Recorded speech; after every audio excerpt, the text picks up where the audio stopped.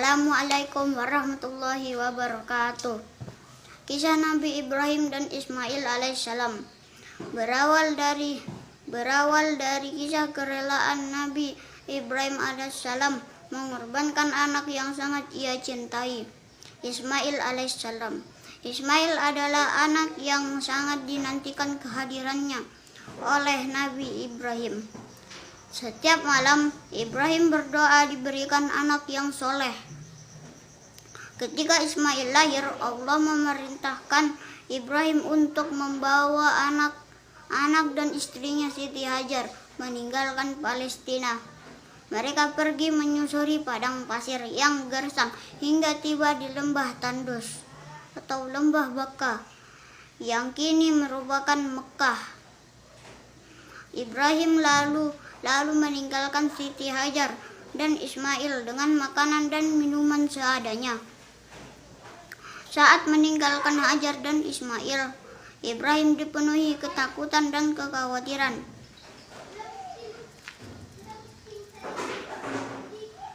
Sepanjang perjalanan kembali ke Palestina, dia terus berdoa kepada Allah Subhanahu wa Ta'ala. Ya Tuhan kami, sesungguhnya aku telah menempatkan sebagian keturunanku di lembah yang tak mempunyai tanam-tanaman di dekat rumah Engkau, Baitullah yang dihormati. Ya Tuhan kami, yang demikian itu agar mereka mendirikan sholat. Maka jadikanlah hati sebagian manusia cenderung kepada mereka, dan beri rezekilah mereka dari buah-buahan. Mudah-mudahan mereka bersyukur. Doa Nabi Ibrahim sesuai dengan firman Allah dalam surat Ibrahim ayat 37. Siti Hajar dan Ismail pun tinggal berdua di padang pasir tersebut. Setelah berhari-hari, Siti Hajar kehabisan makanan dan air susunya mengering. Ismail pun menangis kehausan. Siti Hajar yang panik berlari ke sana kemari di antara bukit Safa dan Marwah mencari air untuk putranya. Peristiwa ini kini dikenal dengan sa'i, salah satu rukun ibadah haji, yakni berlari-lari kecil sebanyak 7 kali antara Safa dan Marwah.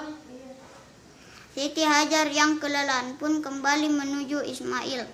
Ismail lalu menghentakkan kakinya dan muncullah air jernih.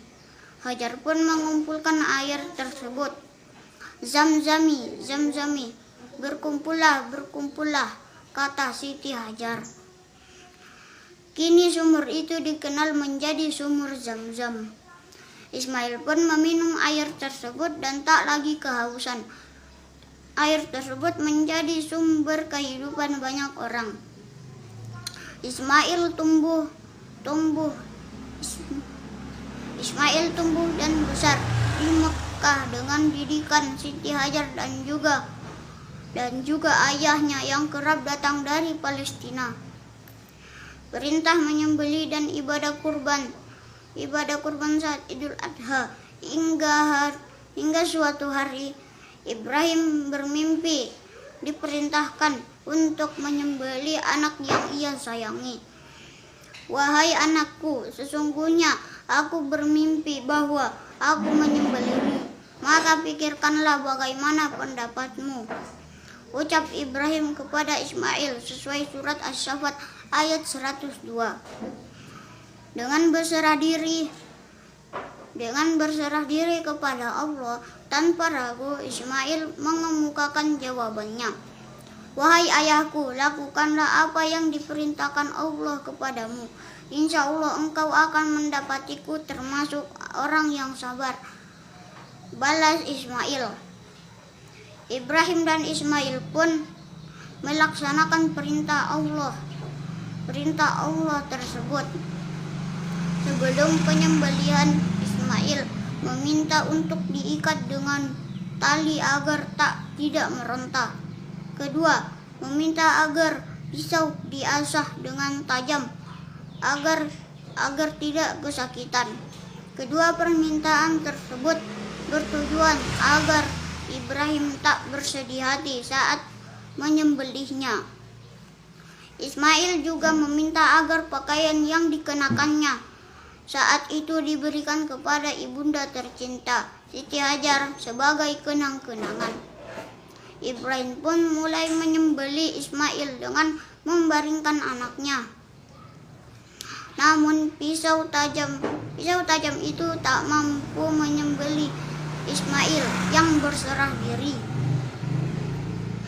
Allah lalu mengganti Ismail dengan seekor kambing. Wahai Ibrahim, sungguh engkau telah membenarkan mimpi itu. Sungguh demikianlah kami memberi balasan kepada orang-orang yang berbuat baik.